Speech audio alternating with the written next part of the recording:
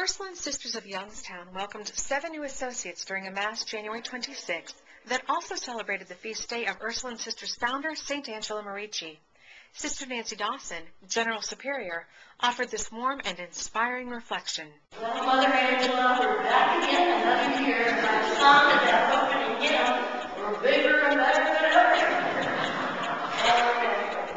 And Mother Angela, by the way, this was done by Sister Merici when she studied in Europe a long time ago, I would say.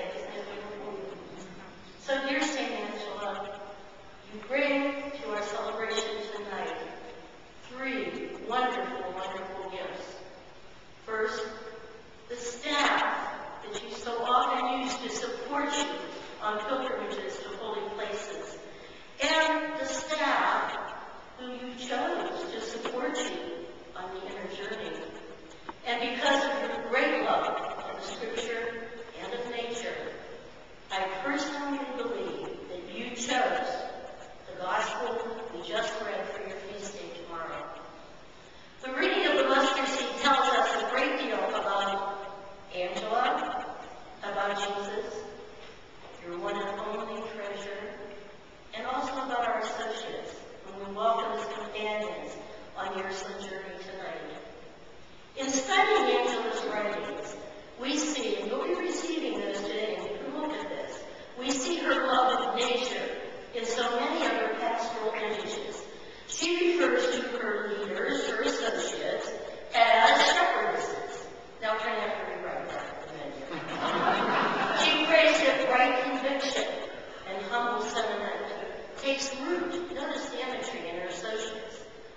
She speaks of the roots and the needs of her flocks, the planting of the company of God. She encourages her leaders to protect the flock. She refers to bad seeds sown in line that are difficult to uproot. She advises, don't stop pruning the vine. Produce good and sound fruit. Obvious from these images, Angela knew the Merici farmland and those who served there, those who worked the fields and the vines. She loved the environment, and she surrounded herself with it.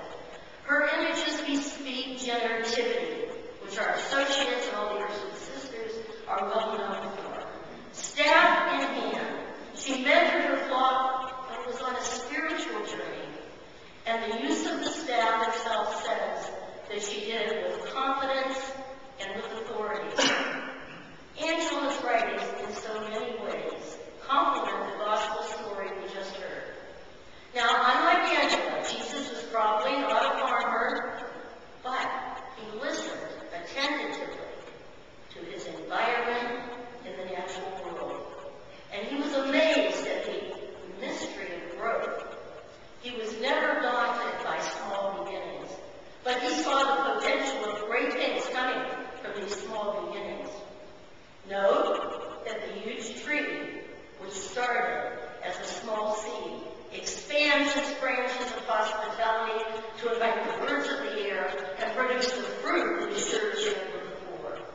This parable in Angela's writings remind each associate and each Ursuline sister that once the charism of Angela is planted in each one of us, the possibility for continued contemplative growth and apostolic zeal can never, never be contained in this city and beyond.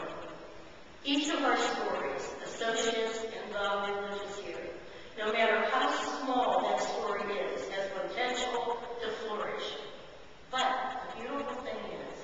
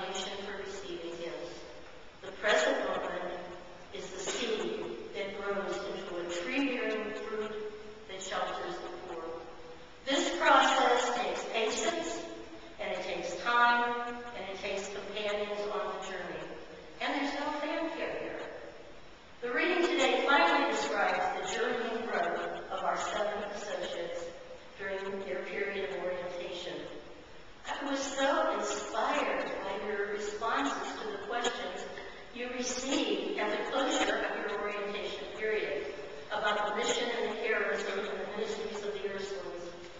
You were asked how the orientation for becoming an associate enriched you, and how you've grown in your faith, your ministry, and your community. Permit me to share a few of those responses. This is what you said, and this is one little seed of what you said or planted in the Ursuline community and in the world. Sister Norma and the sisters welcomed us as individuals with our God-given talents into a mutually enriching role in the Ursuline community of love, service, faith, and faith. Revolutionary commitment to the values of the gospel.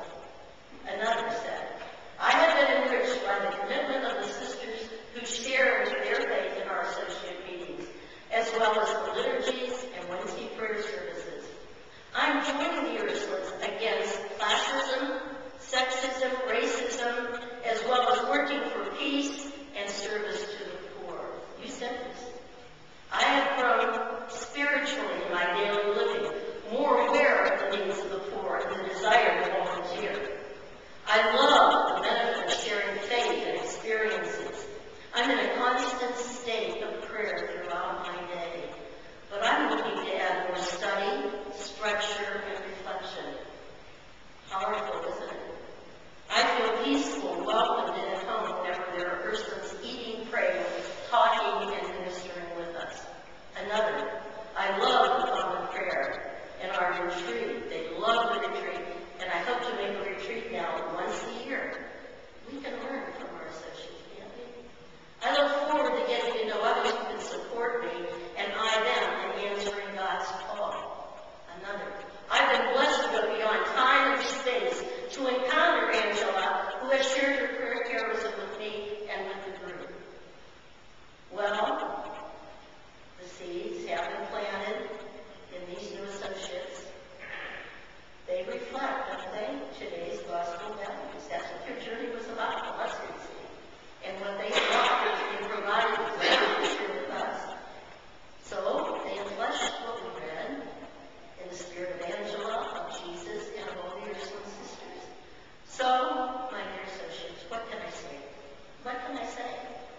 Take up your staff, continue to plant in your hearts the love and service of God and St. Angela, and then just watch with amazement as the mystery flourishes into hope-filled branches that embrace the whole world. Amen. An introduction offered by Program Director Sister Norma Roppel and the ceremony welcoming the new associates is available in a separate video. The Ursuline Associates program forges a deeper relationship between the sisters and Catholic adults who share our values and mission. For more information on the Ursuline Sisters of Youngstown, visit us online at theursulines.org and at facebook.com/ursuline.sisters.youngstown.